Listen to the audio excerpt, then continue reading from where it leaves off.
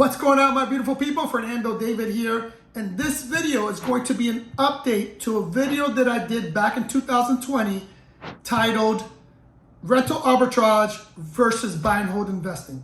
The reason why I want to do this video is because I have received a lot of calls and a lot of DMs and a lot of messages asking me if the rental arbitrage game is for real and is it a vehicle to build a business upon and build wealth. So the answer to that question, and this, I'm going to answer it the same way I answered it back in 2020, and the answer is freaking no. I don't think the rental arbitrage game is a vehicle in which you should solely rely upon. But in this video, I just want to update you on some of the current trends that I'm seeing and why, more so today than back in 2020, why you should not rely on the rental arbitrage game in its entirety, even though I know there's a lot of people on the internet telling you that this is a good, viable tool. It is freaking not.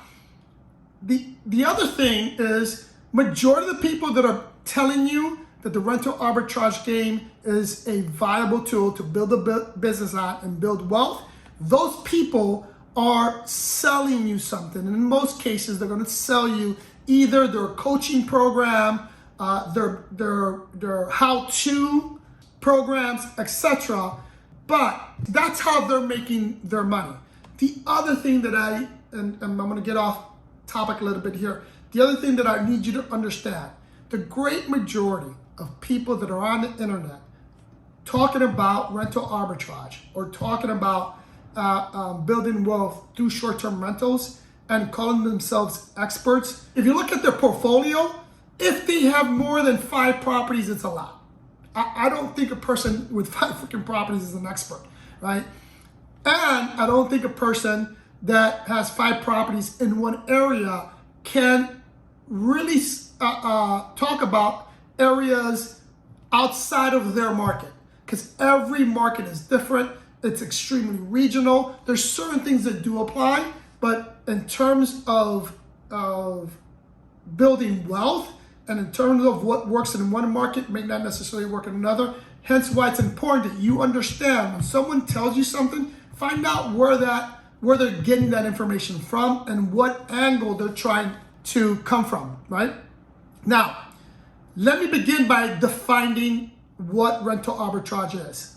Rental arbitrage, in its simplest form, is basically leasing a property long-term, and hopefully if you're doing this right, you're going to lease that property for multiple years, 3, 4, 5, 6 years, and then subleasing that, and in our case, as a short-term rental.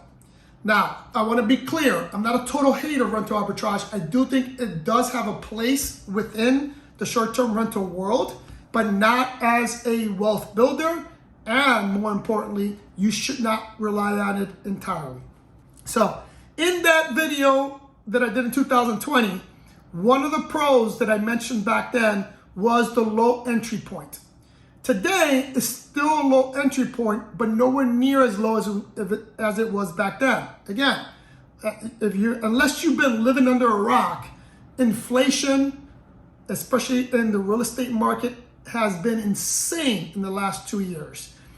In South Florida alone, rents, and I'm specifically talking about rents because that's what affects the rental arbitrage game, has increased in some areas from 37% up to 50-something% in the last 2 years.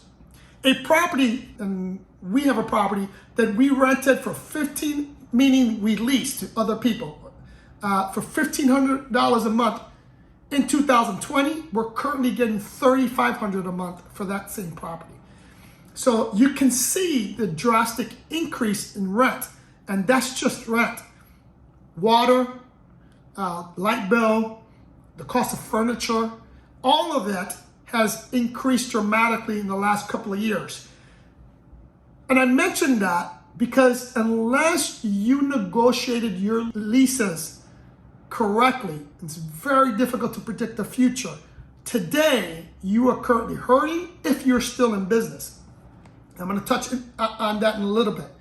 So even though one of the pros of rental arbitrage is because it's a lower entry point, and in comparison to buy and hold, it still is not as low as what it used to be. And the next thing is, you used to be able to scale quickly through rental arbitrage because there was plenty of rentals available.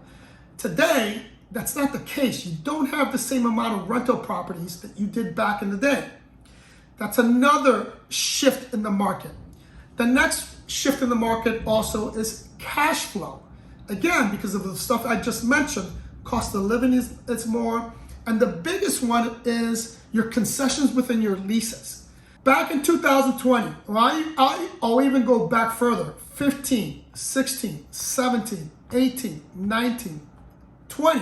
In those years, it was much easier to get concessions from landlords because there was a need, right, to get renters in their properties because most people had the ability to buy back then.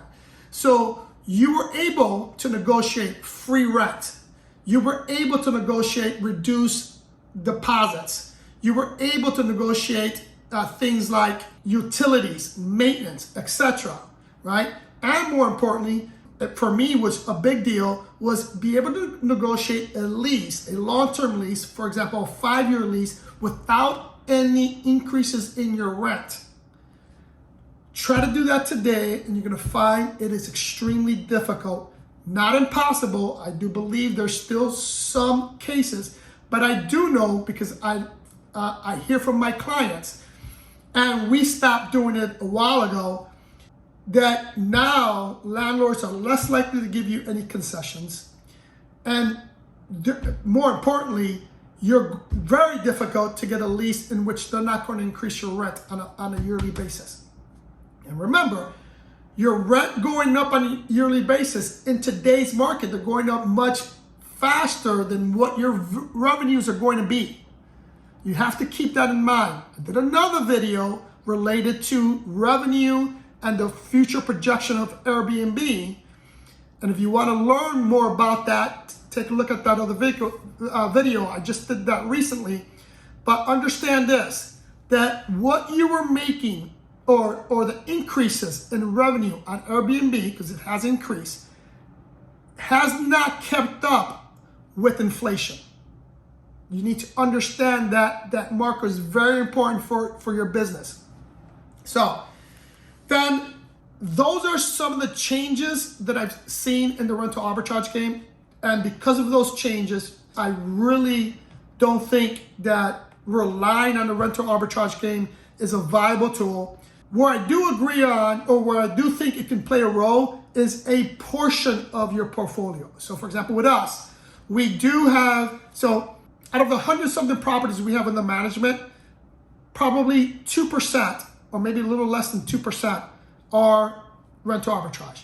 You can make some money on it, but we don't rely on that, and we understand that at some point within the next year or two, we're going to have to get rid of those leases and start either looking for others, but if we can't, then we're going to have to just rely on buying more properties and moving that furniture there, because it's becoming more and more difficult to make the rental arbitrage game profitable.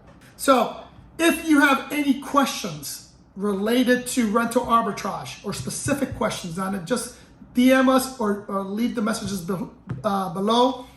If you have a counter argument, if you still believe that you could, like Sean, if you guys don't know who Sean is from Booking Automation, if you believe like him that the rental arbitrage game is the end all be all, let me know. Tell me why, or tell me how is it better than buy and hold.